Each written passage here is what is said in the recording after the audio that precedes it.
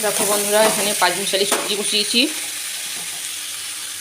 প্রথমে কড়াইয়ে সর্ষে তেল দিয়ে শুকনো লঙ্কা, পাঁচফোড়ন, তেজপাতা ফোড়নে দিয়েছি। আর অর্ধেক না রুই মাছের মাথা ছিল, এই দেখো রুই মাছের মাথাটা দিয়ে দিয়েছি।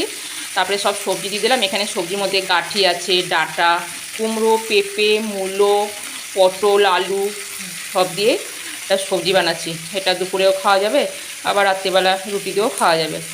তারপরে আমি জিরে, আদা, কাঁচা লঙ্কা দিয়েছি। এখনও জল দিইনি, এটা ঢেকে ঢেকে কষাবো, তাহলে সবজিগুলো সেদ্ধ হয়ে যাবে। এই গ্যাস কমিয়ে কমিয়ে ঢাকা দিয়ে রান্না করব। এখানে বেগুনও আছে। যে এটা আমার সব হয়ে গেছে।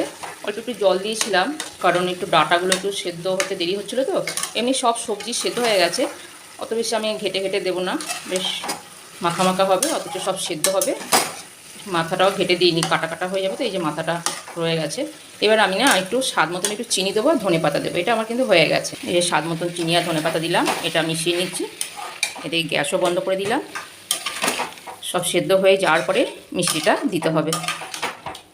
ব্যাস, আমার পাঁচমিশালি সবজি কমপ্লিট। দেখুন কি সুন্দর মাখা মাখা হয়েছে, অথচ আমি ঘেটে দিইনি, কিন্তু মাখা মাখা হয়েছে, দেখেছেন? ব্যাস, এটা ভাত রুটি দুটো দিয়ে খেতে পারবেন। তাহলে বন্ধুরা, এই পর্যন্ত।